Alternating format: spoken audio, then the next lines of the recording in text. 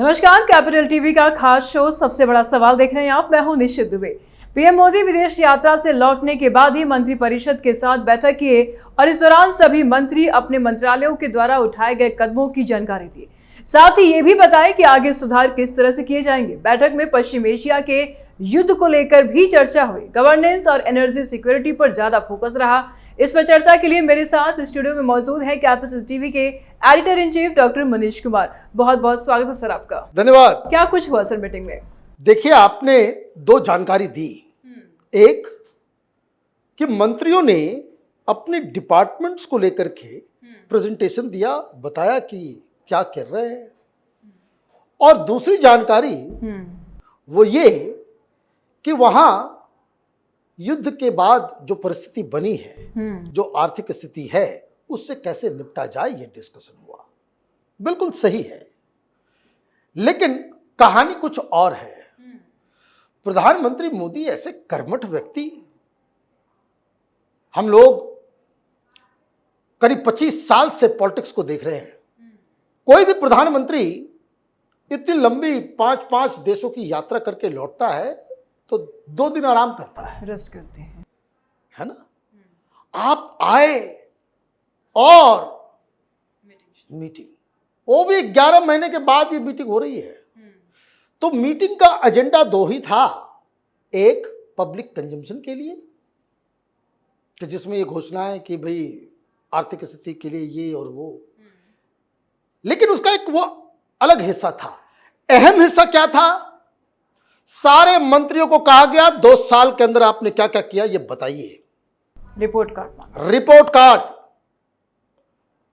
और कई सारे मंत्रियों के ऊपर प्रधानमंत्री बड़े नाराज नजर आए। और जो जानकारी है वो ये कि कई सारे मंत्रियों की छुट्टी होने वाली है। छुट्टी होने वाली है। नए मंत्रियों को जगह दी जाएगी, युवाओं को और नए लोगों को यहां मौका मिलेगा। और जो लोग जिनके शरीर में जंग लग गया है, देखिए प्रधानमंत्री मोदी के साथ काम करना बड़ा मुश्किल है। I know people from very close quarters. He is a very hard task master. उनके एनर्जी लेवल और उनके साथ काम करने में पसीने छूट जाते हैं।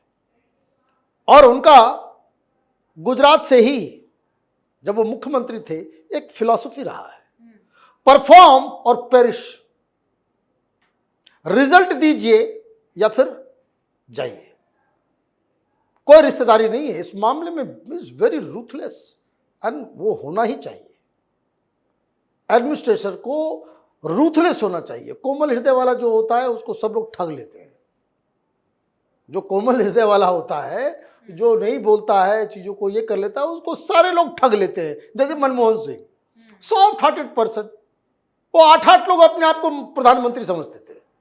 चिदम्बरम कभी पूछता ही नहीं था कि बजट में क्या होगा। वो इकोनॉमिस्ट बैठे हुए हैं मनमोहन सिंह, कभी बजट के लेकर के कोई सजेशन ही नहीं लिया। प्रणब दा ने भी कभी नहीं माना कि वो हमारे प्रधानमंत्री हैं। सीधे सोनिया गांधी के पास जाते थे, करके चले थे। लेकिन खैर वो कहानी अलग। इस पे आते बहुत मसालेदार कहानी है कि मंत्रियों की छुट्टी होने वाली है। क्यों होने वाली है? It is part of the preparation. अभी बहुत इंपॉर्टेंट चुनाव होने वाले हैं। कहां? उत्तर प्रदेश। ये पुराना डिक्टम है हिंदुस्तान की राजनीति का कि दिल्ली के सत्ता का रास्ता जो है वो लखनऊ से गुजरता है। लखनऊ से गुजरता है। अदरवाइज यूपी आपके हाथ से गया नहीं, बस दिल्ली की सत्ता गई। तो यूपी का चुनाव है और भारतीय जनता पार्टी इस मूड में है कि जो कारनामा इन्होंने बंगाल में किया, they want to go all out in Punjab. Punjab में भी चुनाव, पंजाब में भी चुनाव है। बाकी गोवा, मणिपुर, सब तो अपने आप। उत्तराखंड में भी अच्छी स्थिति है। धामी साहब अच्छा काम कर रहे हैं। वहां कांग्रेस पार्टी बिल्कुल खत्म हो गई, आपस में ही लड़ रहे हैं। तो खैर वो कहानी अलग है। तो हो क्या रहा है? एक इलेक्शन। और एक बात समझिए, बीजेपी हो कोई भी हो, ये मूर्खता है राहुल गांधी की कि आप पॉलिटिकल पार्टी हैं, आपका ध्यान कहां होना चाहिए? चुनाव पे। चुनाव पे। That is what you are there for. जैसे कोई छात्र है, उसका ध्यान कहाँ होना चाहिए? परीक्षा पे, एग्जाम पे, कि भाई कब एग्जाम है, कैसे एग्जाम, उसके लिए क्या प्रिपरेशन करना है, तभी तो आप you will come out with flying colours. आप लगे पड़े हुए हैं गाली गलौज करने में, राहुल गांधी, है ना, वो आप और बिगाड़ रहे हैं चीजों को। तो एक इलेक्शन और दूसरा बड़ा इंपॉर्टेंट होने जा रहा है, भारतीय जनता पार्टी में इस वक्त भूचाल है। किसी नेता को फोन करने के पूछते भाई क्या चल रहा है, वो कुछ नहीं चल रहा है। सबका दिल जो है धक धक कर रहा है। बड़े बड़े मंत्री को भी लग रहा है कि हमारी कुर्सी तो नहीं जाने वाली। वो क्यों? क्योंकि आपने नया अध्यक्ष तो चुन लिया, लेकिन पार्टी संगठन अभी बनना बाकी है। आपने एक जनरेशनल चेंज का एक एहसास करवाया, देश को बताया कि BJP is now ready for generational change. इसलिए आपने नितिन नवीन जैसे कर्मठ कार्यकर्ता को सीधे अध्यक्ष बनाया। तो जो संगठन बनेगा, जो वाइस प्रेसिडेंट बनेंगे, सेक्रेटरीज बनेंगे, बाकी सब डिपार्टमेंट के जो इंचार्ज बनेंगे, वहां भी जनरेशनल चेंज, वहां भी लोगों को दिया जाएगा। तो तीन चीजें, चुनाव इंपॉर्टेंट वन, पार्टी संगठन को बदलना और परफॉर्मेंस। तो ये जो मीटिंग हुई है, जिसका सबसे अहम पहलू ये है कि वो कौन कौन लोग हैं जो प्रधानमंत्री के एक्सपेक्टेशन से वो कम काम कर रहे हैं, उनको बाहर का रास्ता, उनको संगठन में व्यवस्थित किया जाएगा।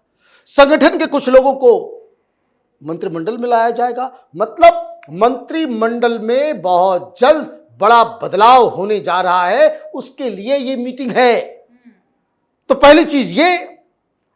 अब दूसरा एक और एलिमेंट है, अभी नीतीश कुमार को आपने यहां बुला लिया, और भी राज्यसभा में और बहुत सारे परमुटेशन कम्युनिकेशन भी बिठाने होंगे कि भाई एसएडी के साथ क्या करना है, अकाली दल जो है पंजाब के अंदर उसको साथ में लेकर के आना है, तो अभी ही टाइम है। क्या उनकी हरसिमरत कौर को क्या मंत्री पद दिया जाएगा, ये सारे फैसले होने हैं कि आप नए जो लोग साथ में आपके आ रहे हैं, या जो एनडीए है ओवरऑल, उसमें किसको एडजस्ट करना है या किसी को बदलना है, ये सारी चीजें जो है वो मंत्रिमंडल के स्तर पे वो फैसला भी होना है। और दूसरा कि पार्टी संगठन को किस तरीके से अब अगले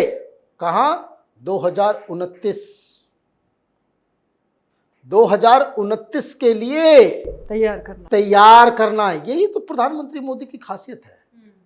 वो अभी करेंगे और आपको रिजल्ट जो समझते जो है 2 साल लगेगा, और जब 1 साल बचेगा तब आपको समझ में आएगा कि ओ माय गॉड, ये तो तैयारी उस समय से हो रही थी। मतलब 3 साल पहले से ही प्रधानमंत्री मोदी 2029 की चुनाव की तैयारी उन्होंने शुरू कर दी, और इसलिए लोगों को अदल बदल किया जाएगा। तो ये एक बड़ी चीज जो है वो अब ये सारी चीजें बाहर आके बताई नहीं जाएगी। परफॉर्मेंस देखा जाए, प्रधानमंत्री मोदी तो बिल्कुल बहुत साफ तरीके से उन्होंने मंत्रियों को, सेक्रेटरीज को, बताया जाता है पीएमओ में सारे सेक्रेटरीज का फोन नंबर जो है फिंगर टिप पे होता है, कोई गड़बड़ हो तो सीधे सेक्रेटरी से पूछो। तो सारे लोग अलर्ट भी रहते हैं। तो ऐसे नहीं कि प्रधानमंत्री मोदी 5 दिन का यात्रा करने के बाद आते ही शाम में बैठे बोले भाई पहले इसको खत्म करो। तो देर रात तक मीटिंग चली है, और जो खबर आ रही है कि कई सारे लोगों की छुट्टी होने वाली है, नए चेहरे आने वाले हैं, एनडीए में कुछ बदलाव होने वाला है। ये इसलिए ये जो कल की जो मीटिंग थी वो इतना ज़्यादा इम्पॉर्टेंट। और आपने देखा होगा कि जब शाम में जब मीटिंग की शुरुआत आधा घंटा पहले अमित शाह जो है प्रधानमंत्री से जाकर के मिले, क्योंकि वो मीटिंग के पहले अमित शाह से वो ब्रीफ लेना चाहेंगे भाई क्या क्या करना है, कैसे कैसे क्या है, और उसके बाद वो उनके दिमाग में पूरी रणनीति होगी। तो अब इस मीटिंग के बाद जो पहली खबर आएगी कि मंत्रिपरिषद में कुछ बदलाव हो रहा है, और दूसरा बीजेपी के पार्टी संगठन में भारी बदलाव और उसकी घोषणा बहुत जल्द होने वाली है। बहुत शुक्रिया सर तमाम जानकारियों के लिए। धन्यवाद। इस बैठक को सरकार की गवर्नेंस की मिड टर्म समीक्षा के तौर पर देखा गया। मंत्रियों ने अपने विभागों के कामकाज का लेखा जोखा दिया। बैठक में गवर्नेंस और एनर्जी सिक्योरिटी पर ज्यादा फोकस रहा। फिलहाल सबसे बड़ा सवाल में इतना है। अपनी राय आप कमेंट बॉक्स में जरूर दें। वीडियो को लाइक करें, ज्यादा से ज्यादा शेयर करें, चैनल सब्सक्राइब करें। जल्द मिलते हैं नए अपडेट के साथ। दीजिए इजाजत। नमस्कार।